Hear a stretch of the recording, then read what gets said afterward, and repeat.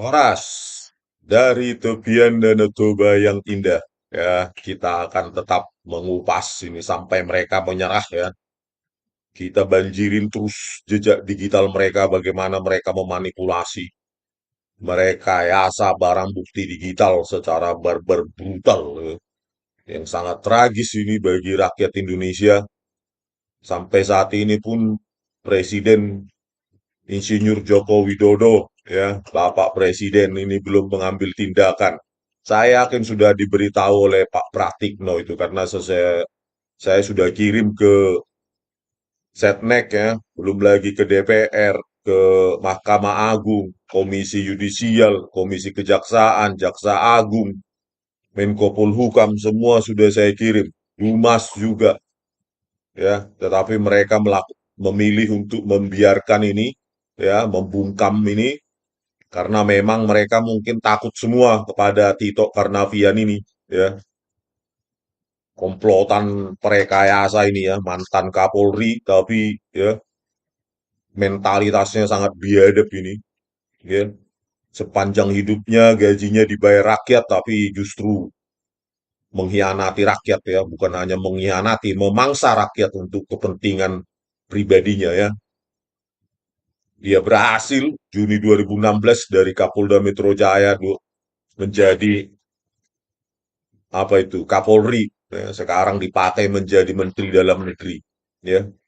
Biarlah dia itu apa ya, apa, menyangkal dengan cara berdiam diri dan bungkam. Satu-satunya yang kita bisa adalah membanjiri jejak digitalnya agar semua orang yang mengenal dia itu malu bahwa dia telah merekayasa ya kasus lewat merekayasa video CCTV agar kelihatan berprestasi ya. Eksekutornya inilah Muhammad Nual Azhar dan Christopher Harimantrianto ya. Inilah kita di apa ini, bangsa ini ya, sangat tragis keadilan hukum ya dan penegakan HAM.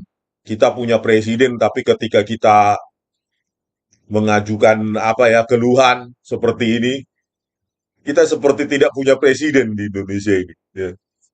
Padahal dia tinggal manggil aja. Pak Jokowi tinggal manggil aja itu Menko Polhukam, Jaksa Agung, Kapolri, selesai masalah ini. Siapapun yang terlibat di sini, tuntaskan. Itu aja perintahnya. Cuma satu instruksi aja loh. Mumpung belum selesai ini Oktober kan Pak Jokowi. Anda akan diingat bahwa siapapun ya yang semena-mena terhadap barang bukti akan saya sikat. Dan itu akan menjadi contoh yang baik bagi presiden berikutnya.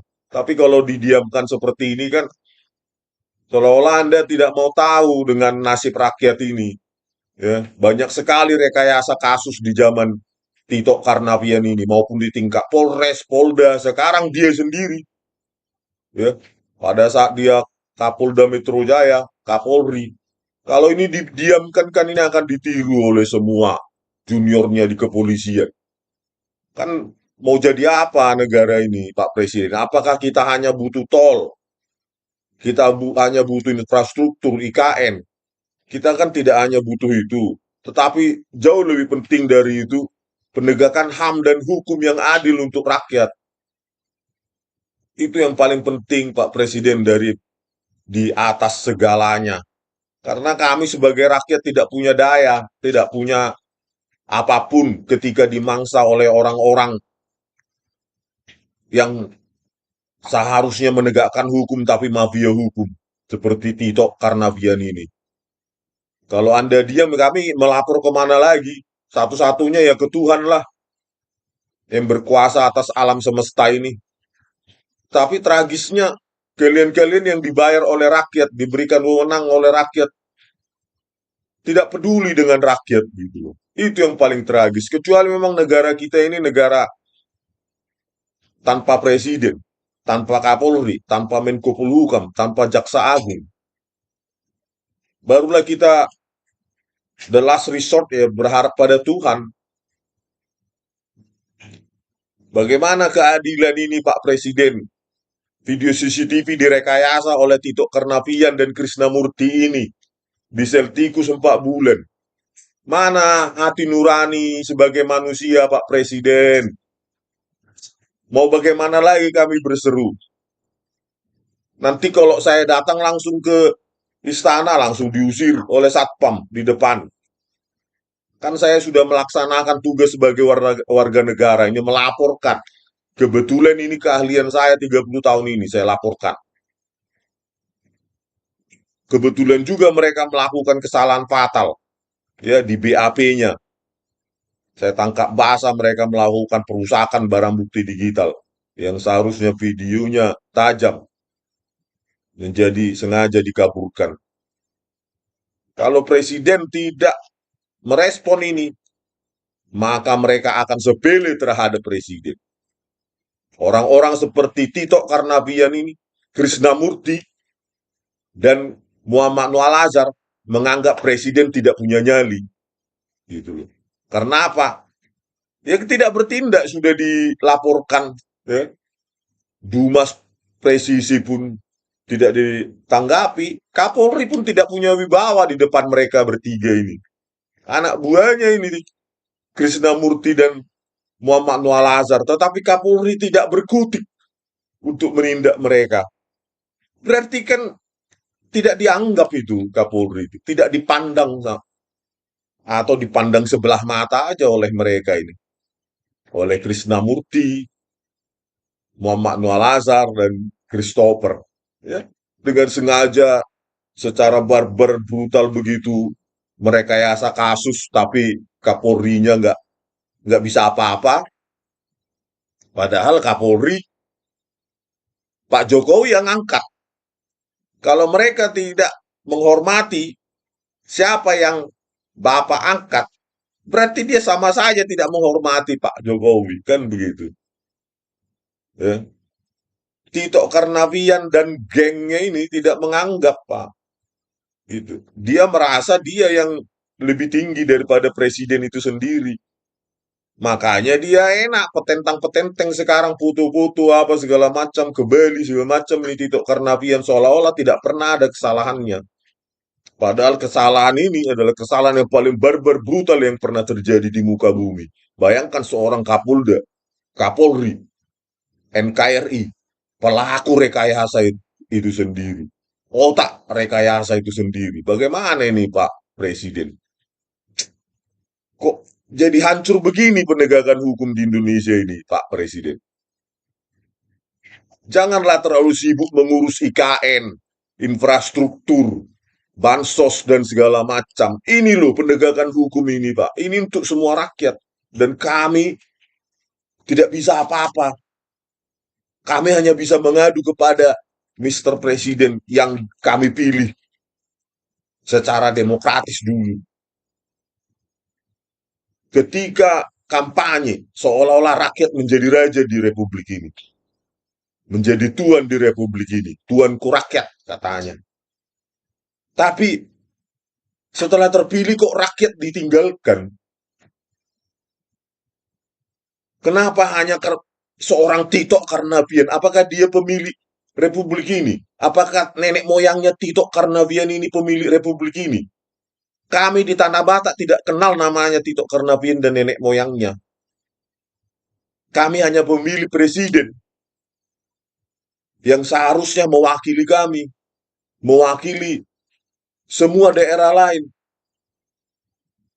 semua suku, agama, etnis, subetnis, dan segala macam Pak Presiden. Ini semua kami berpotensi menjadi mangsa korban dari para prekayasa ini. Dan mereka masih dibayar oleh rakyat. Dan setiap waktu bisa mereka melakukan mengulanginya. Kami, saya nggak bisa mengatakan kami. Saya sebagai rakyat yang menggeluti bidang ini, ya, yang memiliki 37 bukti ilmiah ini, bahwa telah terjadi rekayasa yang diorkestrasi, diotaki oleh Tito Karnavian dan Krisnamurti ini. Saya kecewa, Pak Presiden. Terus terang, sudah berapa bulan ini saya laporkan. lewat Kapolri, Menko Polhukam, Komnas HAM, Komisi Kejaksaan, Kejaksaan Agung, Mahkamah Agung, Komisi Yudisial, Mensesnek. Katanya kalau lapor presiden harus lewat Sesnek, saya laporkan. Saya kecewa, Mr. Presiden.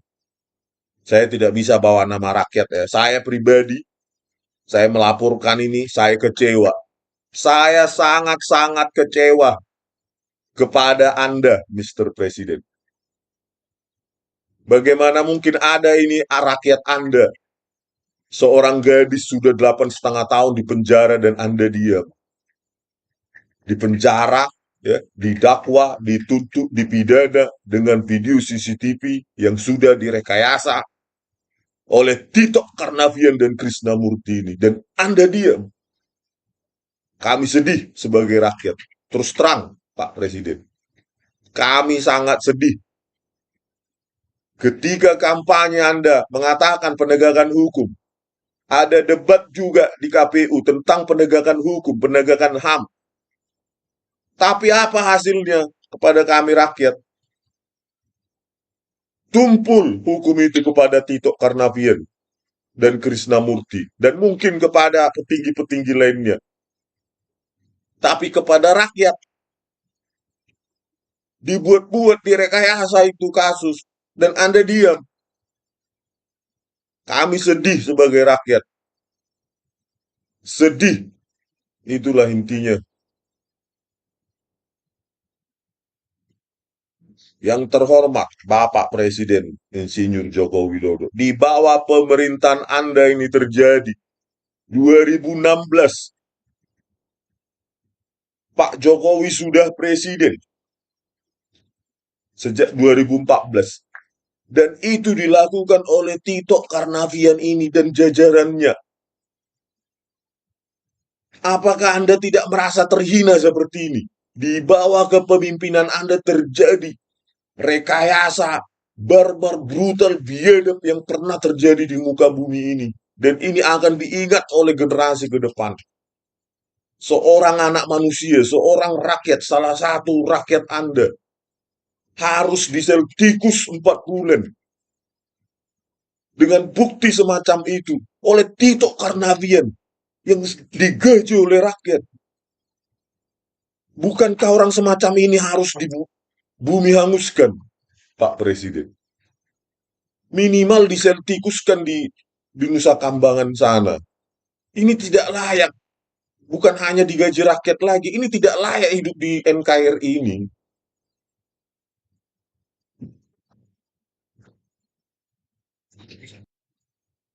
Jangan hanya karena melindungi Tito Karnavian ini atau siapapun backup politiknya Tito Karnavian ini. Meskipun saya tahu saya tidak bisa menyebutkan di sini.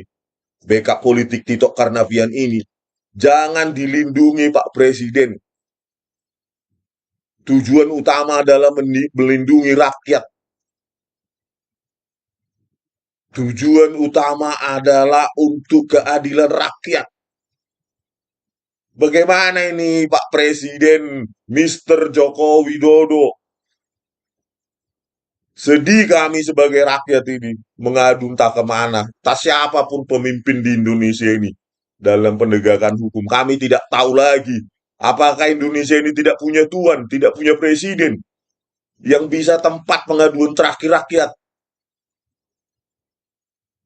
Sedih, kami sedih melihat penegakan hukum hancur-hancuran seperti ini. Padahal kami harus bayar PPN 11% setiap item barang yang kami beli. Untuk membiayai semua petinggi di Republik ini. 114 triliun loh. Pak Presiden untuk Polri setiap tahun 2024 ini. Masa mengurusi Tito Karnavian ini nggak bisa?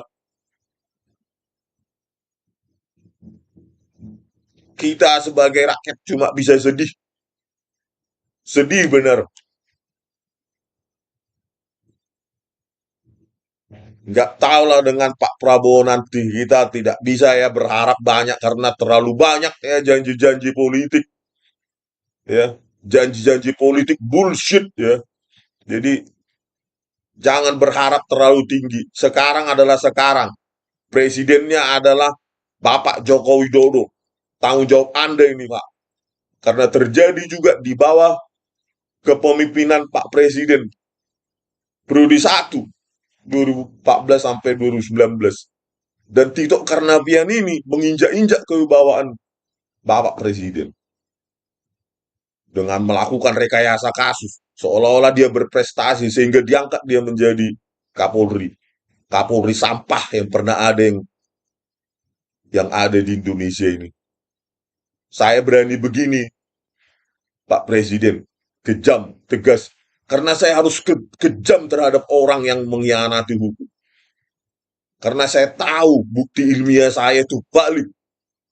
Diuji oleh siapapun, dimanapun, itu benar.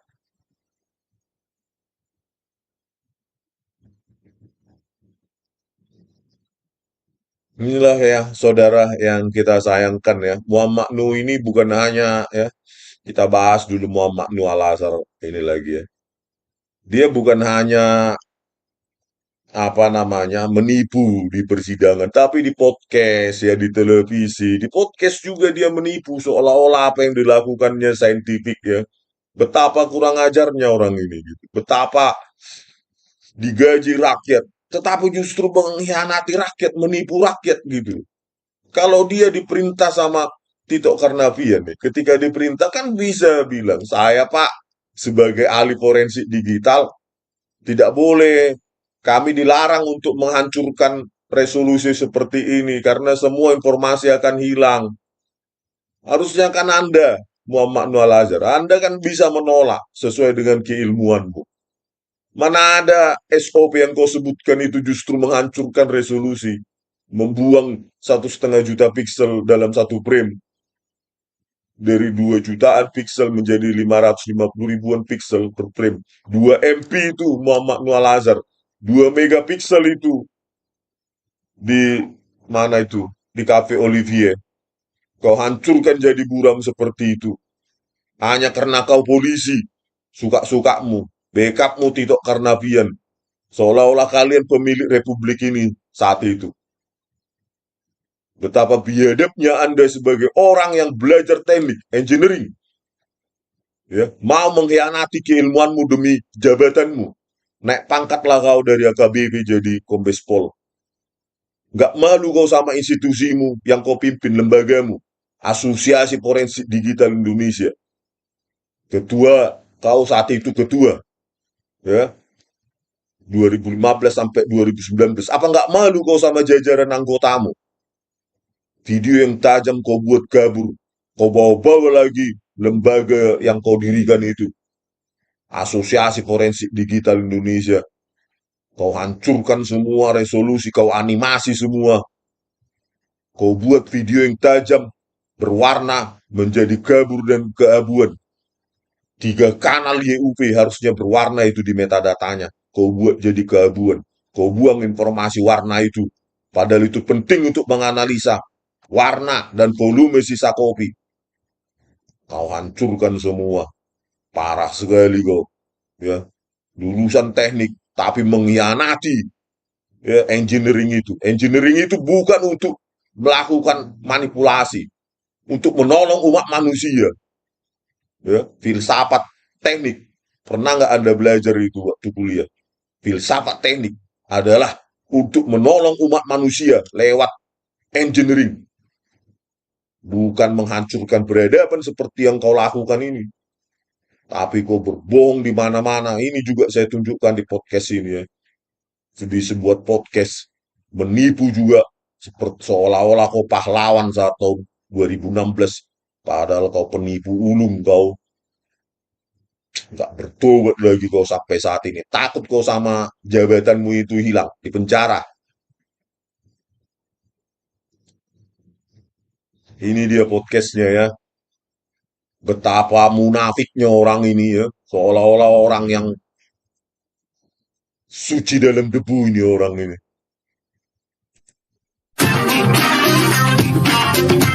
Halo rekan, jumpa lagi di podcast Krim Polri. Selamat pagi Bu Mila.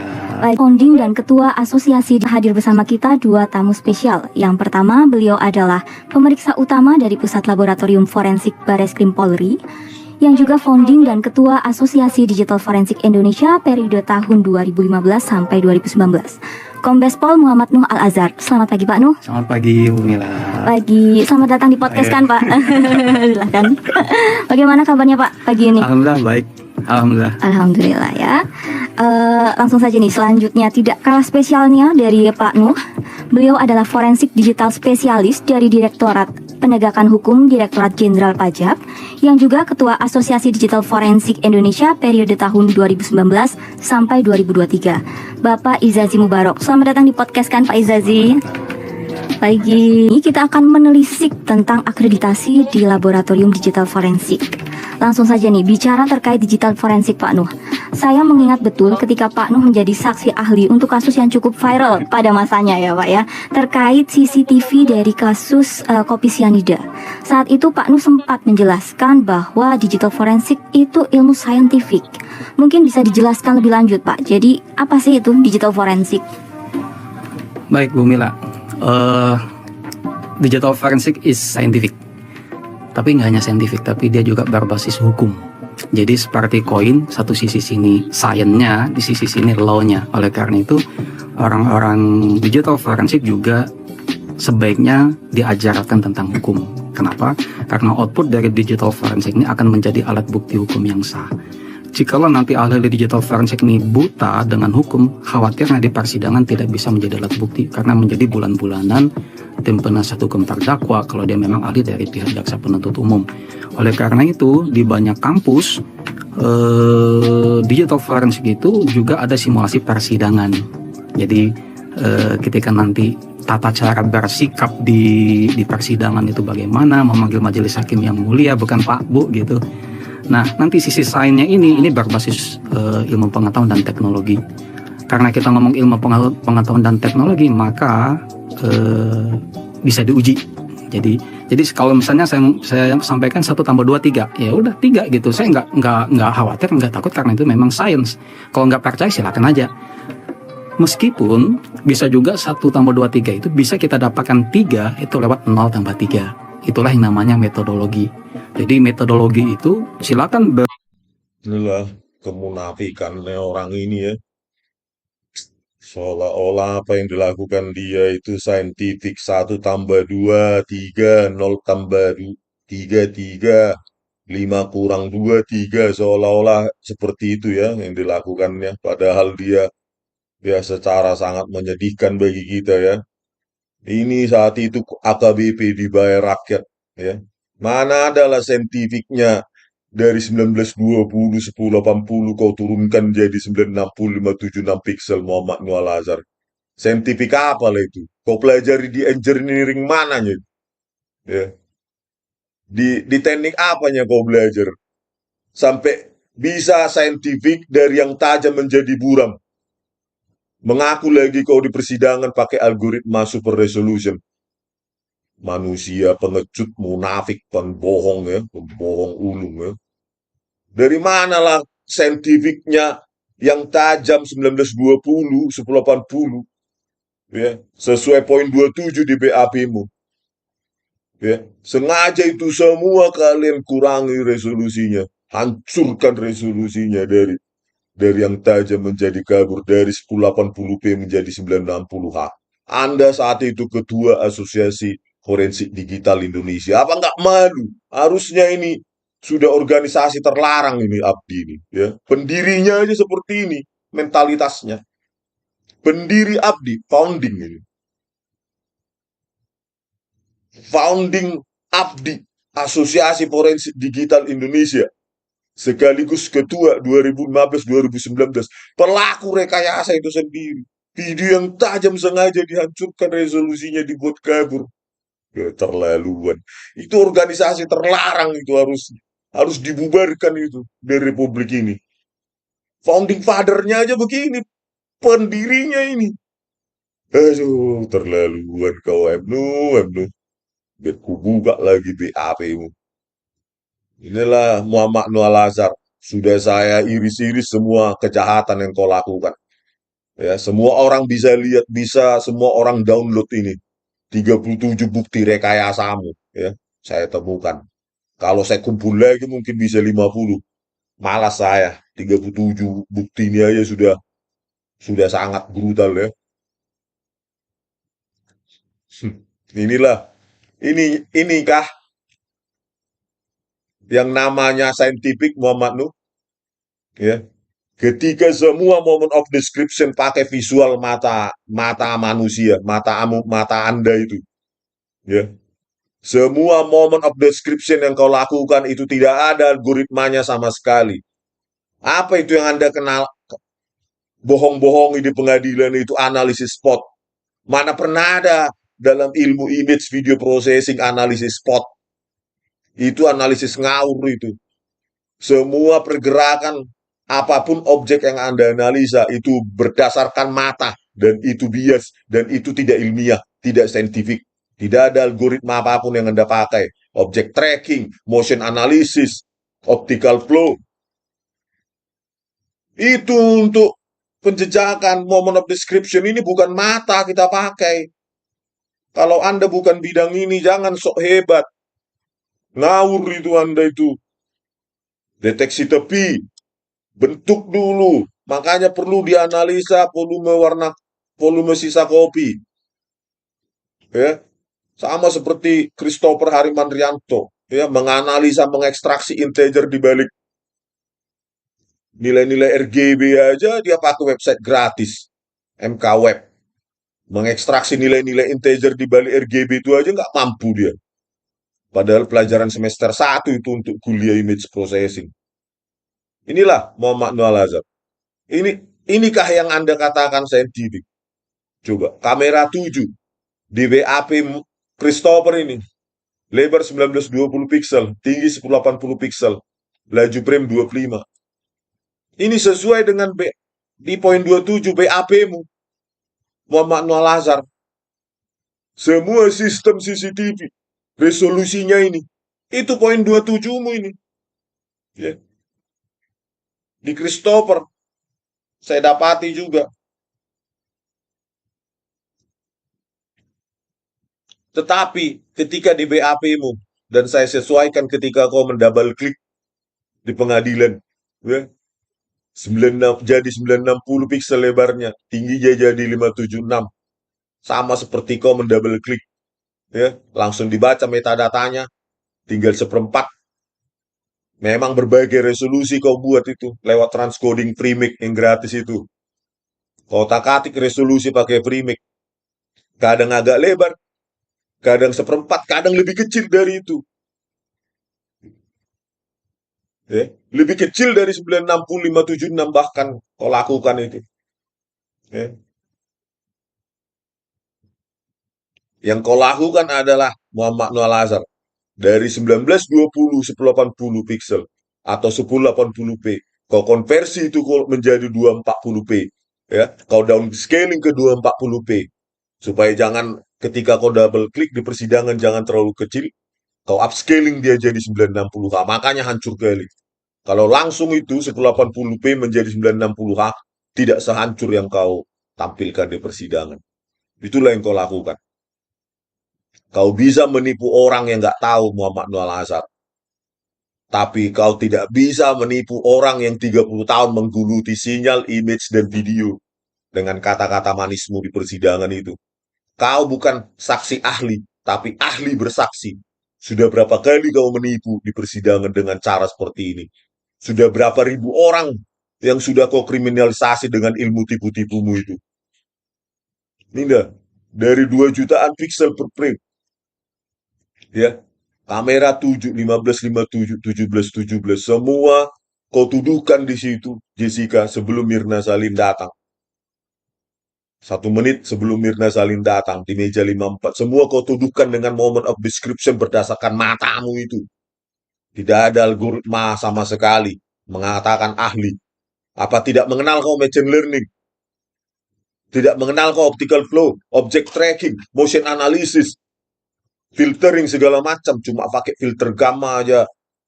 Di softwaremu itu sudah hebat kali kau. Inilah mati-mati kamu. Kau bilang tadi, 1 tambah 2 sama dengan 3. Bisa jadi 0 tambah 3 sama dengan 3. 5 kurang 2, 3. Terus ini saintifiknya apa lah ini? Dari 2 juta piksel menjadi 550.000 piksel per frame. Di mana saintifiknya ini, Muhammad Nur Al-Azhar? Gak malu kau. Makanya saya bilang, Pak Kapolri, lembaga yang didirikan si penipu ini, perekayasa ini, Muhammad Nur Al-Azhar, ABDI, Asosiasi Forensik Digital Indonesia, itu lembaga terlarang, Pak. Pendirinya aja seperti ini, melakukan rekayasa. Pendirinya itu. Mentalitas macam apa yang dibangun? Berarti yang diajarkan oleh pendiri penipu seperti ini ya menipu.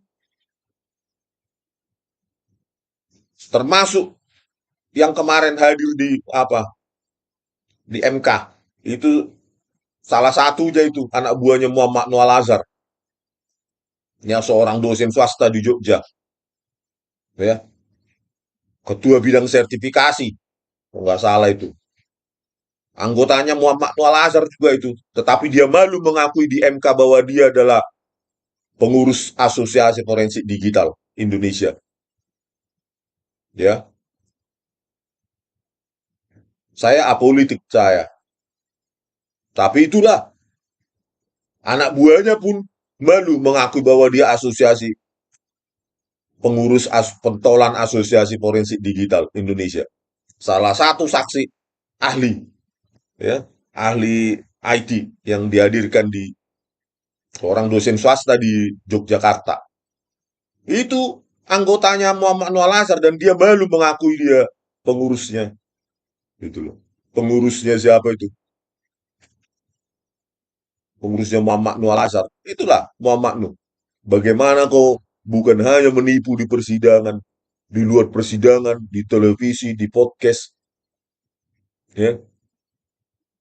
Sekarang jejak digitalmu, ya, bahkan ribuan ini video saya buat, mau mulai dari long video, short video, biar tahu semua kebobrokan Polri di zaman Tito Karnavian dan Krisnamurti ini dan kau Muhammad Nur Al-Azhar, ya.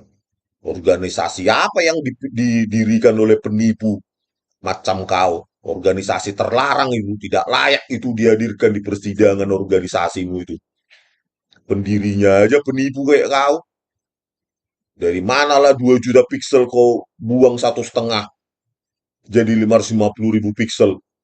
Momen kritis yang sedang kau analisa itu, yang kau tuduhkan kepada Jessica, ya, cemas, memasukkan sesuatu, 16:29:50, kamera 7 itu yang kau kaburkan itu, menggeser gelas, menggeser paper bag, 16:28:40, menggeser gelas 16:28:20, semua momen of description yang kau tuduhkan Jessica, yang sudah kau baru kabur-kaburkan itu.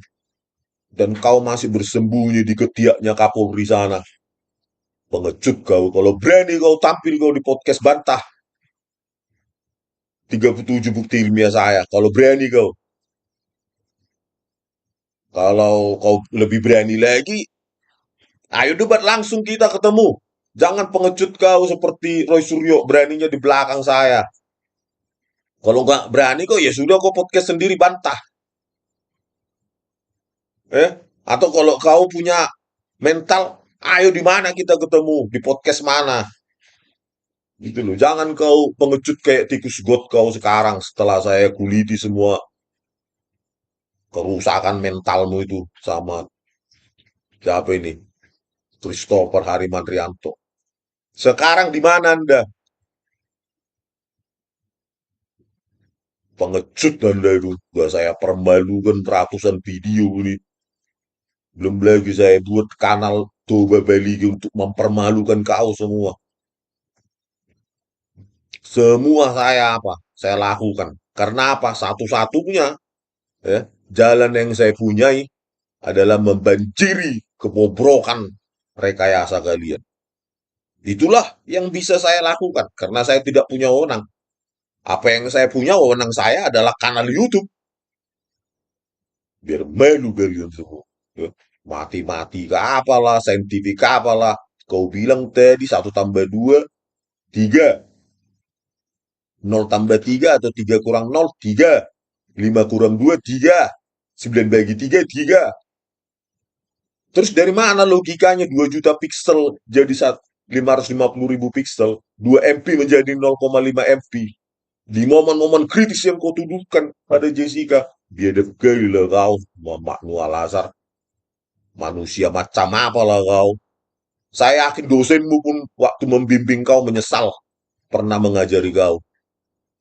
Dosenmu pun di Universitas Sriwijaya sana pasti menyesal sama kau. Bisa kau diluluskan tapi bukan berguna bagi kemanusiaan, tapi berbahaya bagi kemanusiaan itu sendiri. Orang macam kau. Apa nggak menyesal dosen-dosenmu di Teknik Mesin Universitas Sriwijaya seperti itu? Saya seorang dosen. Ya. Pasti saya menginginkan mahasiswa saya itu berguna bagi kemanusiaan. Bukan jadi maling, bukan jadi tukang rekayasa kayak kau. Pasti itu. Kalau ada yang pernah, yang saya bimbing, skripsi, tesis, yang pernah saya bimbing, dan menjadi orang seperti kau, maka dia orang yang pertama saya bully lewat telepon. Menyesal saya pernah mengajari Anda. Pasti saya katakan seperti itu. Bukannya berguna kau bagi peradaban, tapi berbahaya bagi peradaban dan kemanusiaan. Pengecut lagi sampai sekarang tidak mau mengaku salah. Sampai kapanlah kau bersembunyi dengan jejak digitalmu yang sudah sangat bobrok ini? Ya, di mata anggota-anggotamu abdi itu mana ada lagi wibawamu? Ya, sudah kukuliti. Semua orang bisa akses 37 bukti ilmiah rekayasa yang kau lakukan bersama Tito Karnavian dan Krishnamurti itu. Habislah jejak digital kalian. Dosenmu di Unpas, apa itu? Waktu ngambil master di Inggris pasti juga jika tahu ini menyesal pernah mengajarimu. Manusia sampah, bukan berguna bagi peradaban dan kemanusiaan, malah berbahaya. Dengan ilmu yang kau kuasai, justru menipu kau. Menipu orang-orang yang tidak paham sama sekali. Ini juga di BAP-mu Muhammad Nuh Al-Azhar. Ini juga Muhammad Nuh Al-Azhar. Ya, ya, tidak puas juga Muhammad Nuh Al-Azhar ini menghancurkan kamera 7 untuk 15 1557 17 ya, seperti di sini. Dilanjutkan juga setelah 17 ya. Nanti saya cari ini, tar. Ya, nggak puas dia 1557 17 ya, kamera 7 sebelum Mirna Salin datang ya, 1 menit sebelum Mirna Salin datang. Ya, untuk kamera 17 sampai 1839 ya. Dihancurkan juga resolusinya. Ya, frame rate-nya jadi 10 juga. Ya, lebar dan tingginya jadi 96576 ya.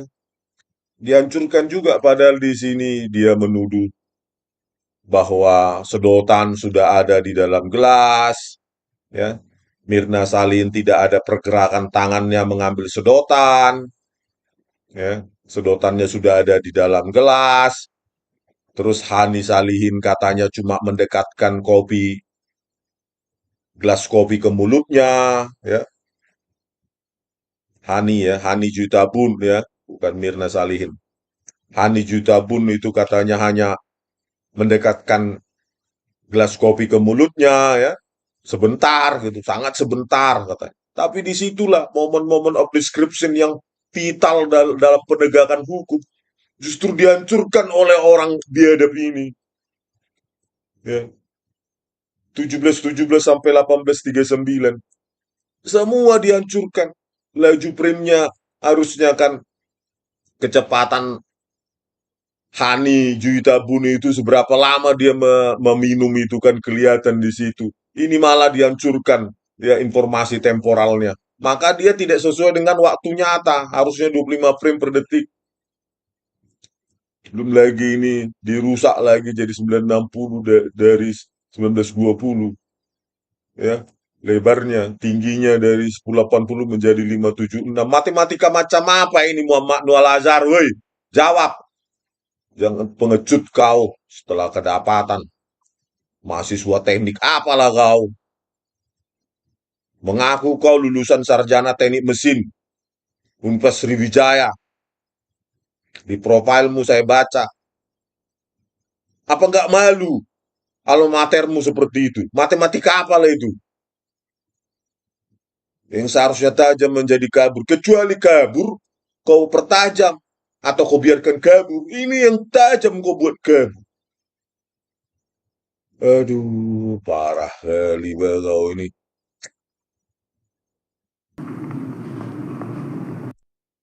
Nah inilah, ketika tidak ada apapun yang kau tuduhkan, nggak perlu kau rekayasa. Kamera CCTV satu di kasir, tajam kau buatkan. Ya. Kau biarkan seperti itu. Inilah 15 seharusnya. 3236 terdakwa Ketika di double klik, langsung dia memenuhi, hampir memenuhi ukuran laptop. Ini seperti ini harusnya 1920. ya. Nih,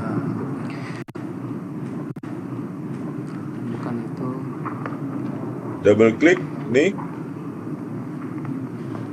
Nah, Ya. begini harusnya ketajaman video CCTV 1920/80 sesuai di BAP-mu poin 27, sesuai BAP Christopher Harimanrianto 1920/80, ya, sebelum kalian rekayasa. Tetapi kalian lihatlah kamera 7 ketika di double klik Muhammad Nur Al-Azhar ini yang sudah dihancurkan resolusinya. Kamera depan, kamera depan, Pak Heri. Jadi mohon maaf yang mulia, kita harus ganti-ganti kamera supaya bisa melihat lebih bagus sudut pandangnya.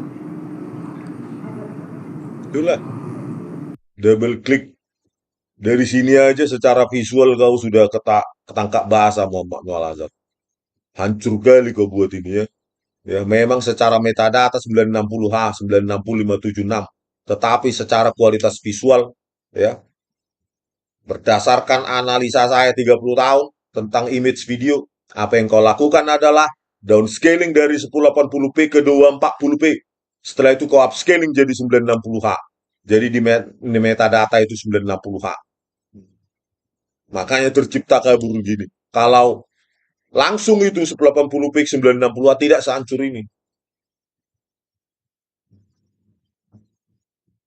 Inilah ketika kau double klik. Ini aja udah kelihatan kau manipulator, ulung. Ya. Bukan hanya di persidangan kau menipu, tetapi di podcast-podcast kau menipu.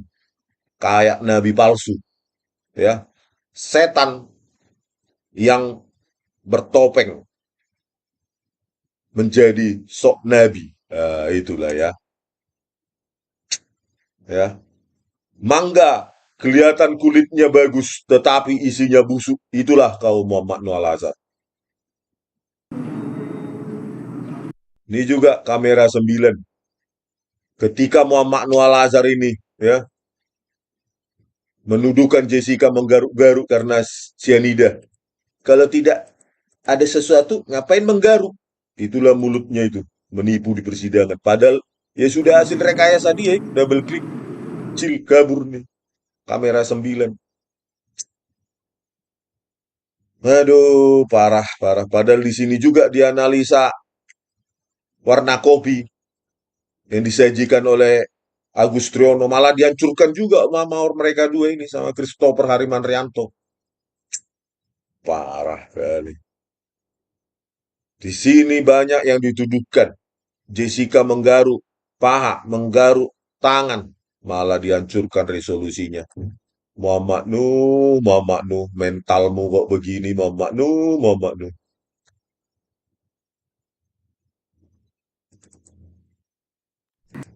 Nah, di sini juga kamera 3 yang dituduhkan Jessica memantau meja 54 dikaburkan sama dia. Yang katanya dia memantau CCTV, memonitor meja 54. Aduh, Muhammad Nur Al-Azhar. Mentalmu itu bobroknya kayak apa, Muhammad Nur? aktivitas yang tadi. Ya inilah kamera 4. Bisa dibuat mereka ini sehancur ini dan menjadi keabuan. Dibuang informasi warna. Di sini kan harusnya bisa dilihat. Katanya Jessica memantau meja 54. Justru dihancurkan mereka resolusinya. Ya, harusnya dapat. Trajektori dari kopi ya yang diantarkan Agustriono sebelum diminum Mirna Salihin. Ketika diambil divisi Agian dari meja 54 setelah diminum Mirna Salihin. Ya. Warna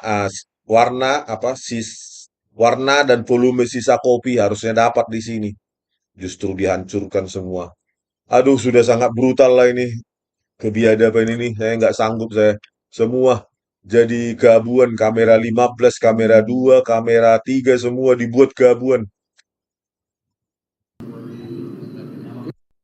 Ya, di tangan jaksa memang sudah sehancur yang di tangannya Muhammad Noah Lazar ya, karena mereka bekerja sama ya. Kamera 2 ini dibuat keabuan, ya, keabuan. Padahal 3 kanal ini, YUP. Kamera 15 dibuat keabuan juga.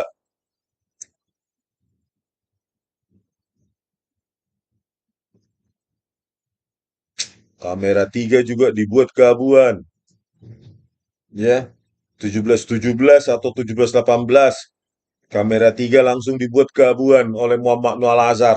Diputarkan oleh si penipu, jaksa penipu. Siapa itu? Sandi Andika. Aduh, ini kamera 3 jadi keabuan. Terlaluan ini negara Indonesia ini, Pak. Begitu barbar brutalnya, sesatnya pengadilan ini. Padahal kalau kita periksa metadatanya di BAP Muhammad Nu kamera 3, color space ini, color space YUP, berwarna. Tepat Mirna Salihin datang atau 1 menit sebelum Mirna Salihin datang, langsung dibuat keabuan kamera 3 oleh Muhammad Noah Lazar, Christopher dan bekerja sama para penipu ya, jaksa penipu Ardhito Muardi, Sandi Andika itu. Sedih kali bah.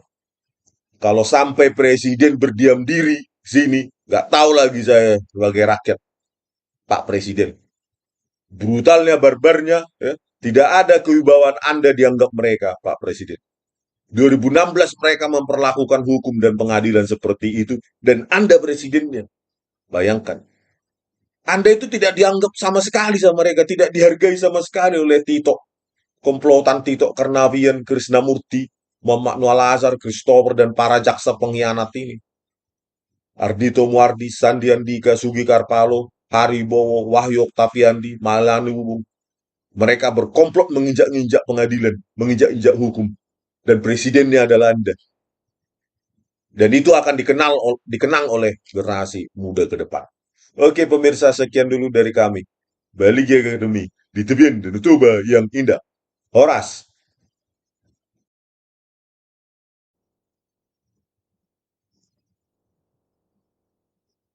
Horas.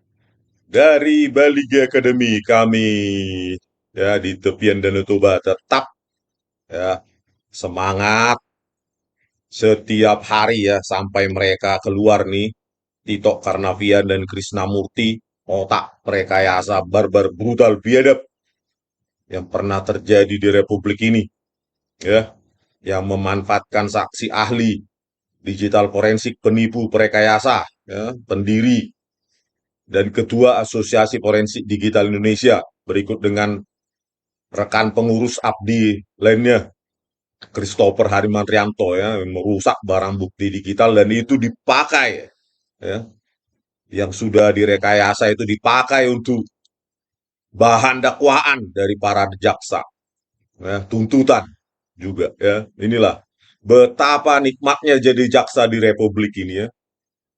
Kalau menurut saya nikmat sekali pekerjaan jaksa ini ya.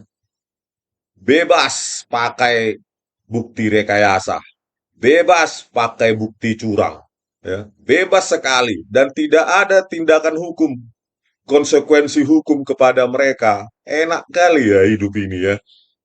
pakai bukti rekayasa, ya, naik jabatan, ya, seperti Ardhito Muardini, ya, naik dari jaksa biasa jadi kepala Kejaksaan Negeri Jakarta Timur, setelah itu naik lagi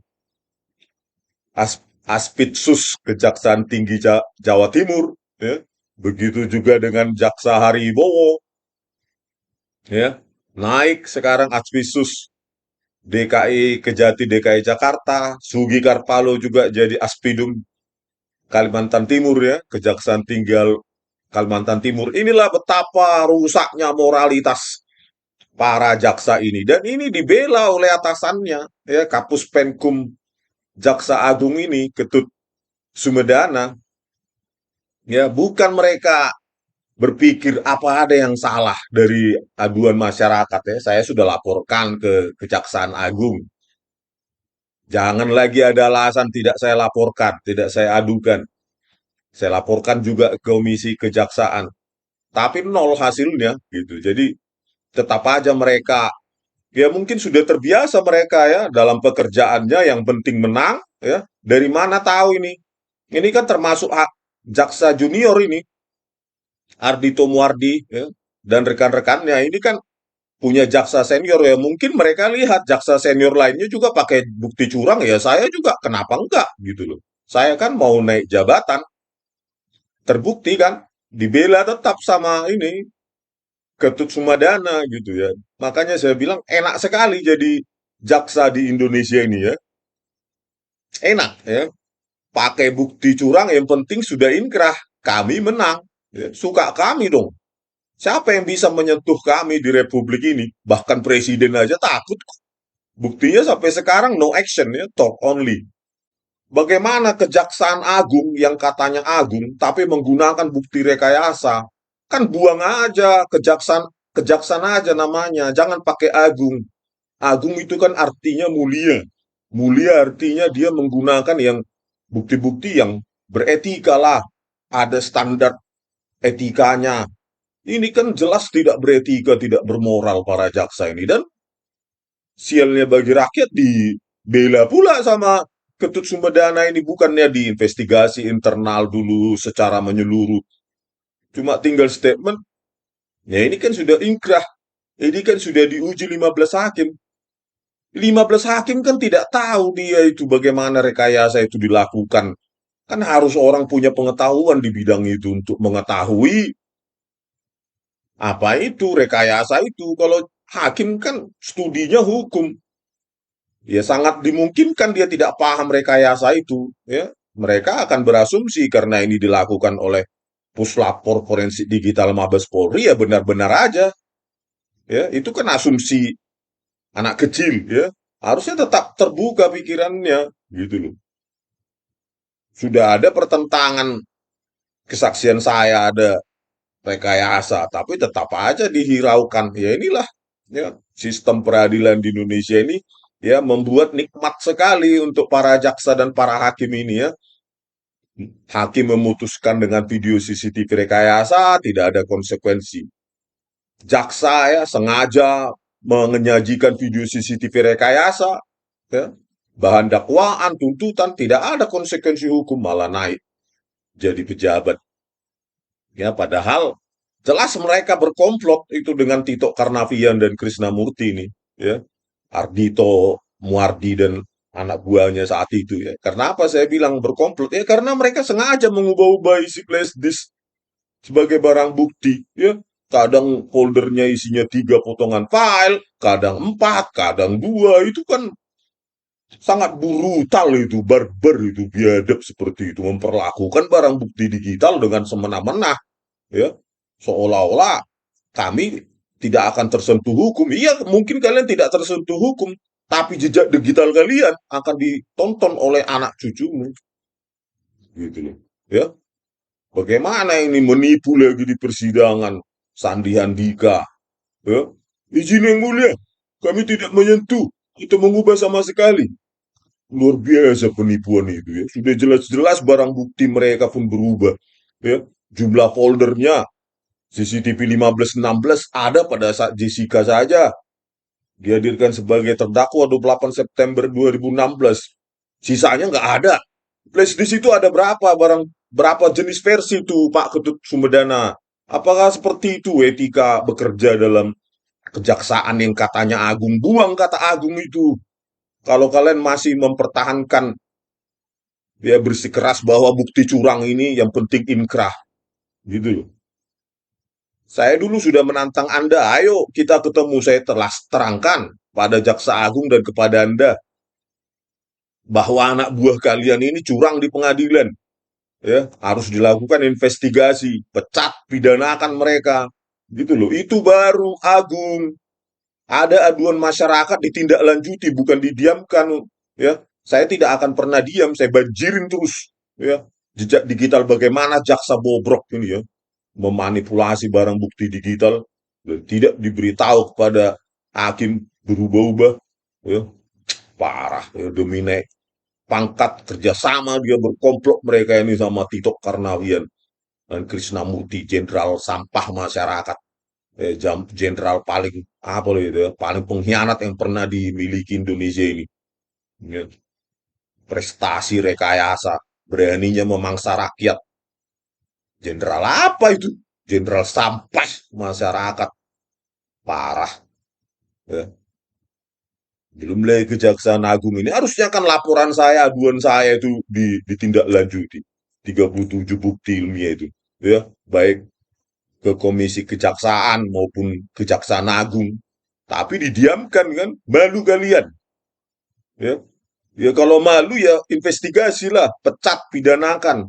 Ya, bersihkan Kejaksaan Agung yang katanya agung itu dari jaksa-jaksa pengkhianat seperti ini ya.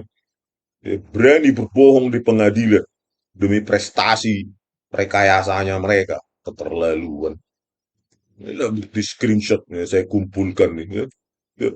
CCTV 7 kadang 2 kadang 4, CCTV 9 kadang 2, flashdisk jaksa saat MNU, pada saat Agus Triyono 3, parah.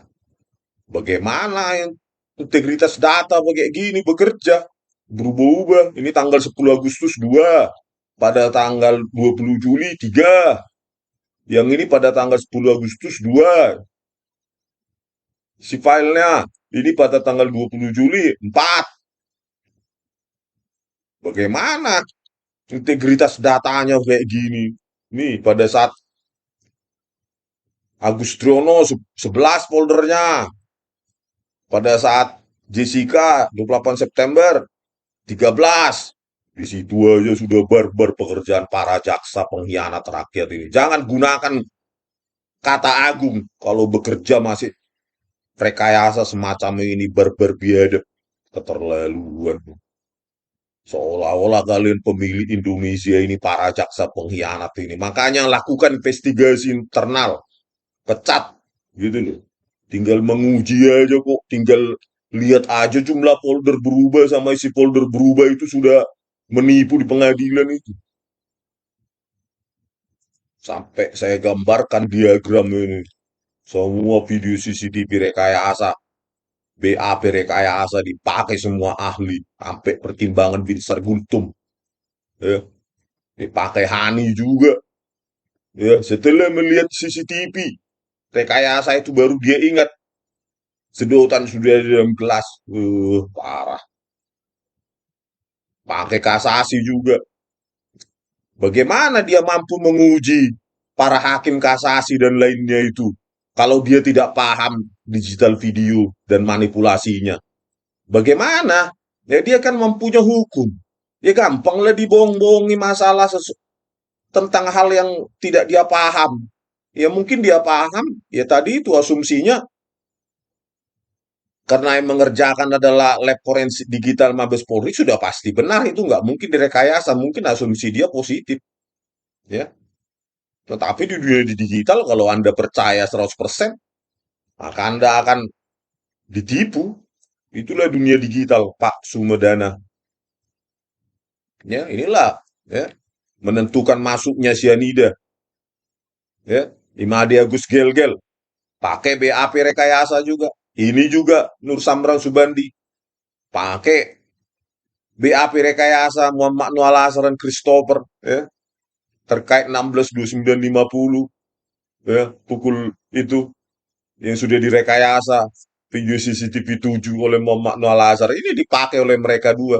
Belum lagi model matematika Nur Samran Subandi ini paling konyol sedunia, ya. Penguraian sianida malah sepanjang makin tambah tahun tambah hari malah naik karena dia pakai model kuadratik ini kan ditertawakan dunia ini. Terlaluan model matematika penguraian sianida pakai model kuadratik, parabola terbuka. Ya kan kalau parabola terbuka setelah turun dia mencapai nilai minimum, itu kan naik terus. Itulah parabola terbuka. Masa dia cuma menyentuh 700-an, kadar apa sianidanya malah naik lagi setelah itu. Kan konyol.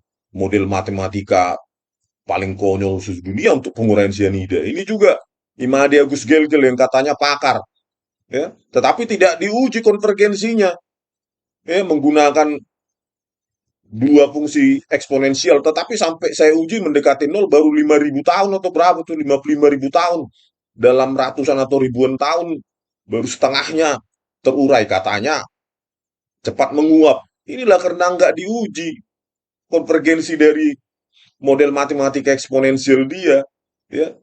Dari 5 data sudah bisa ditentukan masuknya sianida.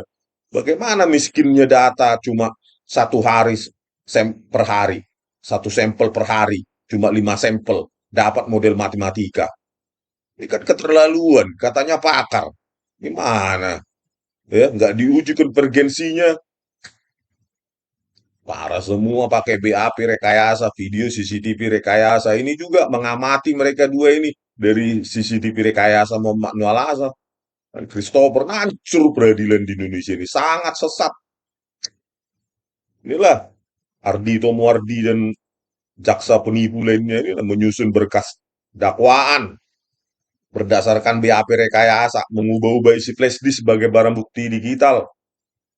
Terbukti bahwa jumlah folder maupun isi folder di dalam flash disk di tangan jaksa berubah dalam jumlah waktu. Menipu hakim di persidangan dengan mengatakan bahwa mereka tidak menyentuh atau merubah sama sekali si flash disk. Penipuan lagi. Yang mengatakan itu Sandi Andika. Menayangkan dan menggunakan video hasil rekayasa Muhammad Noah Lazar dan Christopher di persidangan mulai saksi fakta, ya, saksi ahli dan lainnya. Aduh. Melakukan sandiwara tanya jawab kepada kedua ahli forensik digital Muhammad Noah Lazar dan Christopher Harimanrianto untuk mengkonfirmasi dan memvalidasi keotentikan atau tidak adanya editing atau perubahan apapun. Padahal flash disk di tangan dia aja sudah berubah, ya.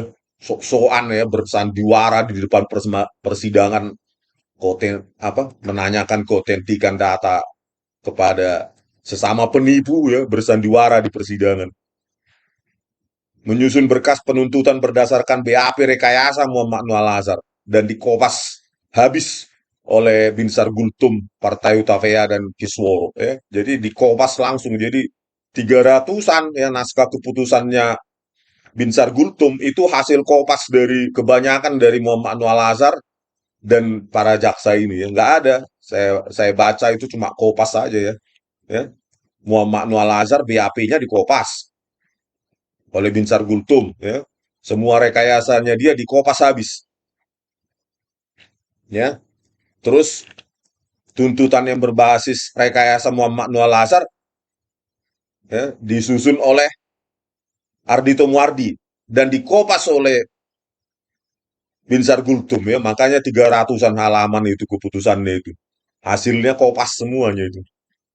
Kalau kalian download di direktori naskah keputusan itu Mahkamah Agung, semuanya isinya kopas, ya, kopas dari Muhammad Noah Lazar dan tuntutan rekayasanya Ardhito Muardi ini kopas.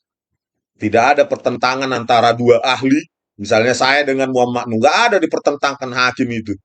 Ditanya dengan ahli independen, nggak ada. Dia tinggal memilih aja. Ya sudah, kami percaya sama Muhammad Noah Lazar.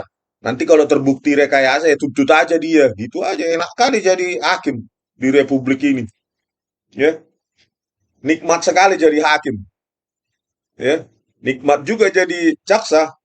pakai bukti rekayasa, menang dia naik naik karir. Betapa nikmatnya jadi jaksa ya di Republik Indonesia ini, yang katanya negara hukum, ya, hukum adalah raja dan tuan, tapi hukumnya adalah hukum rekayasa. Hukum berbasis bukti rekayasa adalah hukum rekayasa, ya enggak, Pak Ketut Sumedana? Coba bayangkan kalau putri Anda di rekayasa semacam ini, terus ada jaksa yang lain, itu kan sudah diuji, sudah inkrah diuji 5 kali. Coba apa dulu ya? Berpikir dulu dari pihak yang berlawanan, pihak yang seberang. Jangan berpikir dari posisi Anda terus ya, dalam sebagai manusia kan bisa kita berpikir apa ya dari posisi yang berseberangan. Jangan dari posisi Anda terus. Kalau sudah rekayasa seperti ini, jangan orang lain disuruh novum. Ya. Novum itu kan kalau tidak ada miscarriage of the justice atau mistrial, baru dicari novum. Tetapi kalau udah sengaja ini direkayasa, ya, video CCTV ini dijadikan, ya, yang sudah direkayasa ini dijadikan bahan dakwaan awal itu, bahkan tuntutan disajikan lagi persidangan, dan itu dilakukan oleh jaksa, berarti kan bukan bukan cari novum kita, mistrial of justice sudah, miscarriage of justice atau mistrial. Berarti kan kalian yang harus membenahi sendiri sebagai jaksa. Kok orang lain yang suruh membenahi? Jaksa kalian yang pakai CCTV rekayasa. Enak kali kerjaan kalian ya sebagai jaksa. Kalian yang pakai bukti rekayasa, orang lain disuruh cari novum. Ya. Harusnya kalian yang membenahi diri kalian, institusi. Masa sudah jadi atensi nasional aja pekerjaan jaksa kalian itu brutal biadab. Bagaimana kalau tidak ada atensi nasional? Tidak diliput? Ya pasti lebih brutal itu. Ya. Yang penting aku menang, nggak peduli aku. Penting naik karirku jadi jaksa tinggi. Kalau bisa nanti di jaksa agung, yang sudah jadi atensi nasional aja, brutal biadab perilaku rekayasanya. Bagaimana kalau tidak jadi atensi? Ini kan bagaimana kalau kalian ingin membenahi public trust terhadap kalian, para jaksa, ya benahi ini, tangkap, pidanakan, itu aja. Jangan tunggu orang lain untuk membenahi kesalahan kalian. Kenapa saya menuduh kesalahan? Itu 37 bukti ilmiah itu. Bukan tuduhan tanpa bukti saya. Tuduhan dengan bukti ilmiah. Makanya saya seberani ini. Kalau kalian yang salah, menggunakan video CCTV rekayasa, kalian yang benari. Itu hukum universal. Ya, jangan enak-enak kalian duduk-duduk. Ya, orang lain disuruh membenahi. Kalian yang merekayasa kok. Ya, kalian lah yang benahi Kejaksaan Agung itu. Kalau tidak mau membenahi, ya buang kata agung itu dari Kejaksaan Agung. Kejaksaan aja. Dan buat SOP. Jaksa berhak menggunakan bukti curang. Bukti rekayasa. Kalian bisa apa? Di itu SOP-nya. Saya putar lagi. Ya. Betapa bobroknya mental para jaksa ini. Ya. Ardhito Muardi, Sandi Andika, dan lainnya. Bayangkan masih berani dia nipu di persidangan. Kalau orang lain kena 7 tahun katanya atau 6 tahun berbohong di persidangan. Kalau mereka santai-santai aja. Parah. Inilah Sandi Andika mengaku tidak menyentuh atau merubah sama sekali. Tidak bisa ya, kalau Karena ini kopi sudah jadi mungkin, bukti tidak bisa. Izin yang mulia, untuk barang bukti kita tidak menyentuh atau merubah sama sekali. Nanti ahli IT yang bisa menzoomnya nanti akan ditampilkan pada saat ahli IT versi zoomnya, itu yang Tapi mulia. secara teknis Ya, isi folder sama jumlah folder aja berubah. Kami tidak menyentuh atau mengubah sama sekali. Ya, ya mungkin bukan kalian yang menyentuh, tapi kalian mengizinkan perubahan itu dilakukan Muhammad Nuh Al-Azhar atau penyidiknya Krisnamurti dan Tito Karnavian, ya, Polda Metro Jaya. Bayangkan, mengizinkan berarti kan terlibat. Itu. Kalian harus bertanggung jawab kalian, Ardhito Muardi. Saya kejar terus jejak digital kalian. Ardhito Muardi, Sandi Andika, Sugi Karpalo, ya, keluarga kalian akan melihat ini dan akan membuktikan kalian tidak bisa apa-apa menuntut saya. Karena saya pakai bukti ilmiah. Kalau kalian tuntut saya malah makin saya bongkar di pengadilan. Itulah kalian. Jaksa tapi tidak bisa berbuat apa-apa kan. Karena kalian bekerja berdasarkan rekayasa. Jabatanmu sekarang itu, Ardito, jabatan rekayasa. Ya, inilah pembenaran lagi ya dari Pak Ketut Sumedana, Kapus Kapus Penkum, kejaksaan yang nggak agung, ya, yang tidak agung. Ya, bagaimana agung? Bukti saja rekayasa. Ya, kalau agung kan kalian harus menghormati hak asasi manusia, hak terdakwa untuk mendapatkan fair trial. Ya, pengadilan yang adil, makanya dibilang pengadilan adil. Gitu loh. Ada kata adil di situ. Harusnya penghukuman bukan pengadilan namanya. Ya. Pengadilan berarti ada adil di situ. Bagaimana adil kalau CCTV rekayasa yang pakai? Ya. Bukan pengadilan itu namanya penghukuman. Tidak ada kata adil kalau buktinya rekayasa. Menuntut orang cerdas nanti di sini publik seolah-olah dia yang paling cerdas di Indonesia ini. Yang kau kiranya publik sekarang tidak cerdas, ya, banyak orang lebih cerdas dari kau, dari jutaan publik ini.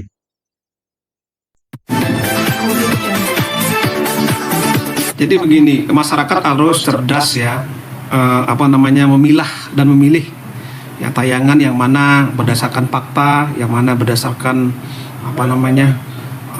pencari pembenaran dalam kasus ini, gitu loh ya. Jadi, Saya ya, Pak Ketut Sumedana, saya tidak ada bias apapun ya, personal terhadap Jessica. I don't know her. Saya tidak tahu siapa dia. Apa yang saya tahu adalah dia adalah seorang manusia, seorang rakyat yang berhak mendapatkan keadilan yang adil, pengadilan yang adil, fair trial, gitu loh. Karena saya tahu ada rekayasa ini, makanya saya komitmennya seperti ini. Sudah 5 bulan saya buat video setiap hari. Jadi, saya berpikir kalau ini diteruskan, ya, moralitas bobrok dari para jaksa kalian ini, yang penting menang, nggak peduli dia bukti curang, ya ini akan terus berlanjut, Pak Ketut. Ya ini akan terus berlanjut. Moralitas ini akan memburuk dan memburuk dan memburuk terus di para jaksa yang lain. Dan ini akan ditiru oleh para jaksa junior-juniornya Ardhito Muardini. Karena mereka membuktikan jaksa yang merekayasa saja naik jabatannya, bukan dihukum. Bayangkan itu, presiden yang sangat buruk itu. Jangan bilang rakyat tidak cerdas. Saya sudah laporkan ke Kejaksaan Agung, Komisi Kejaksaan. Kalian yang pengecut, tidak mau menindaklanjuti itu.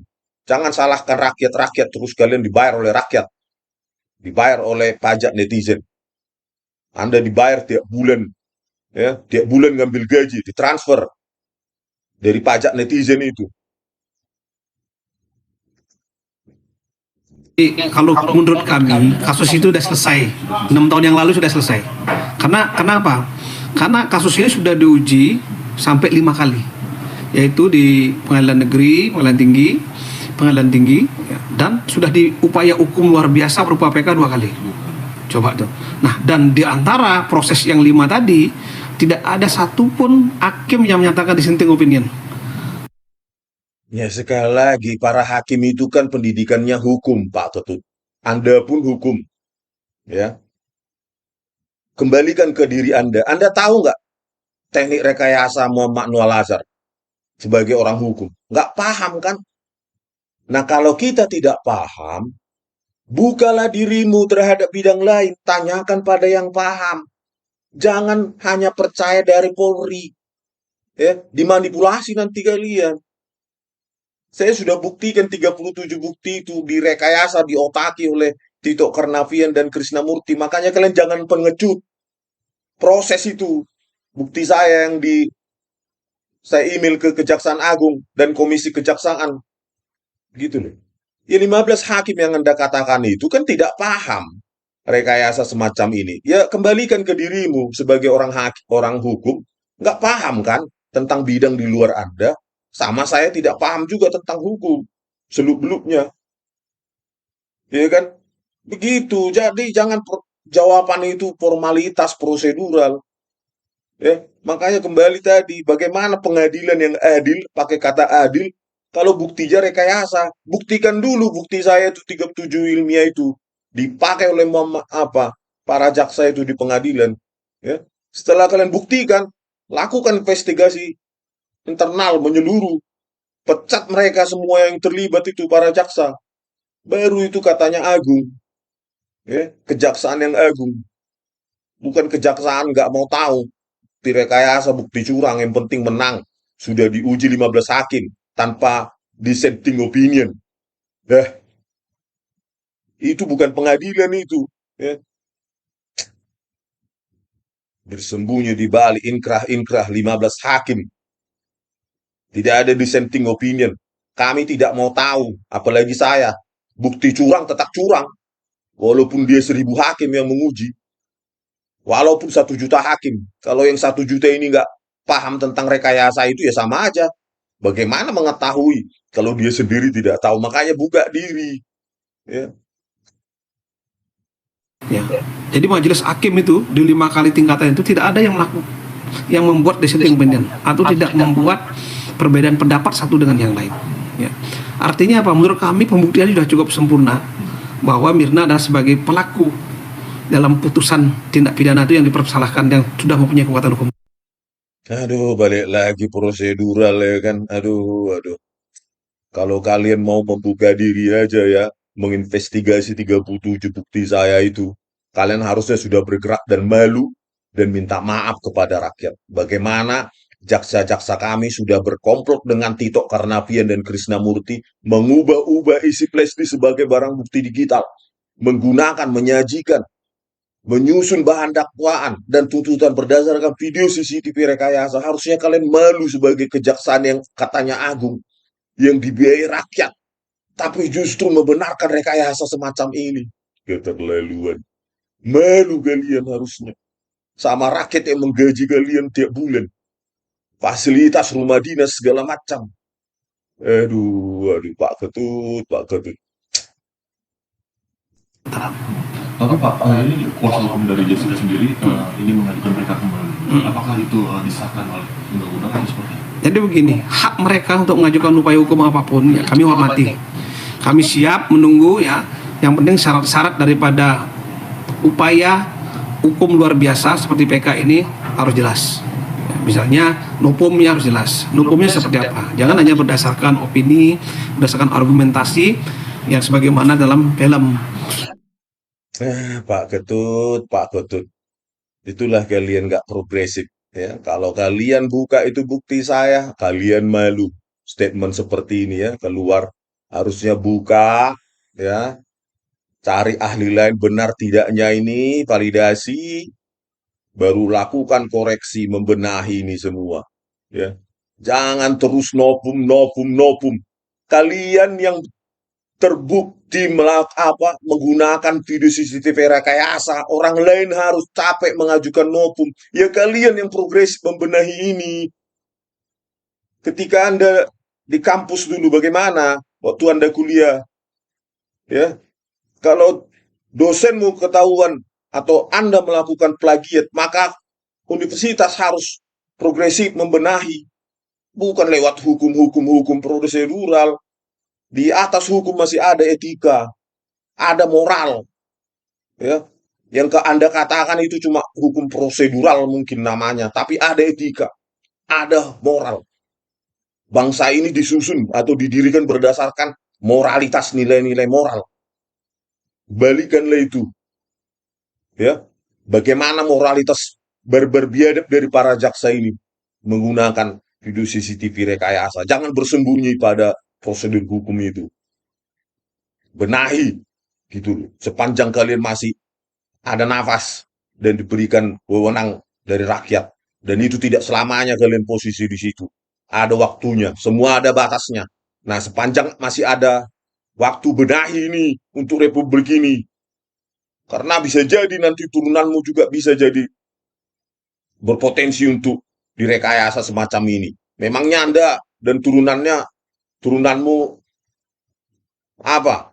masih dalam kekuasaan terus, kan tidak. Ya, roda berputar. Nah, pada saat Anda di atas roda, ya, roda pada posisi di atas, benahi, ya, untuk waktu ke depan, ya, waktu-waktu generasi mendatang, ketika kita sudah check out dari dunia ini, gitu loh, berpikir panjang gitu loh. Ya, aduh, parah. Benahi ini, kalau tidak dibenahi, ya, hapus itu kata agung dari Kejaksaan Agung. Berarti kalian kalau tidak membenahi ini, maka kalian, ya, menyetujui bukti rekayasa dipakai di pengadilan. Itu aja konsepnya. Berarti orang lain juga berhak merekayasa, berbuat curang dan menipu di pengadilan. Itu poinnya. Kalau kalian tidak membenahi. Oke pemirsa, sekian dulu, sampai jumpa di video kami selanjutnya. Oras.